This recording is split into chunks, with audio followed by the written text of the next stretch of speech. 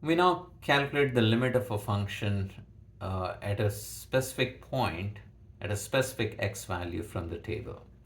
So let's say we are given this function f of x equals 2x divided by x.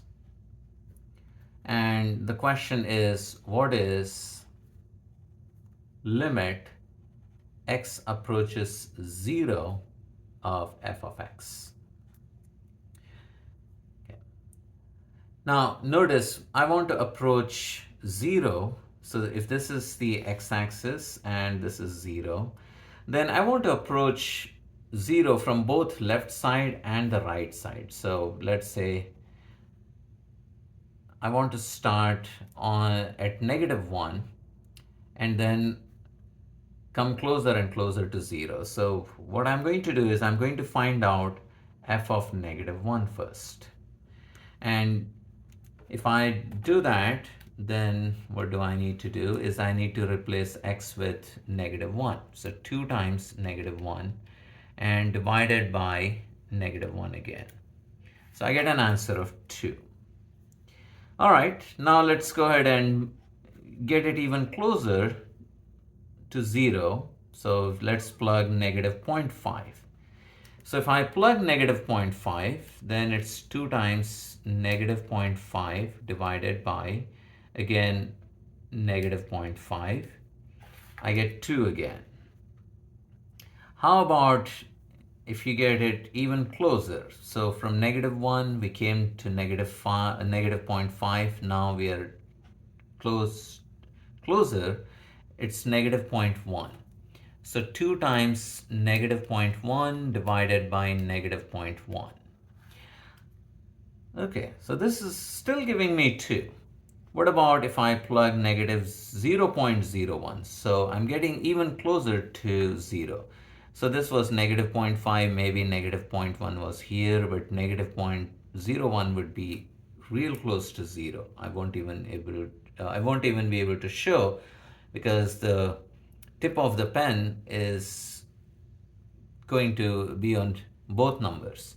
So let's go ahead and do this one again. 2 times -0.01 divided by -0.01. So that's still 2. And I could get maybe even 0.001, and I could use calculator again and see that it's 2. So the idea I'm getting is that the limit will be equal to 2, but what I've done is I've only gone in this direction. I started at -1 and approached 0 from the left, came closer and closer to 0, but now I'll go in this direction, which means I will start at 1 and see. So for 1, we don't need the calculator. 2 times 1 is 2 divided by 1. So this is going to be 2. And let's get closer to 0. So that means now we are moving towards, so we started here and we are getting closer and closer to 0. So let's plug 0.5. So 2 times 0.5 divided by 0.5. So that's equal to 2. And let's get even closer. What about 0.1? Then that's 2 times 0.1 divided by 0.1.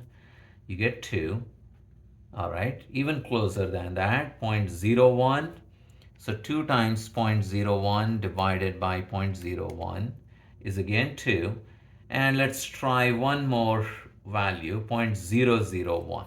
So 2 times 0.001 divided by 0.001. So that's again 2.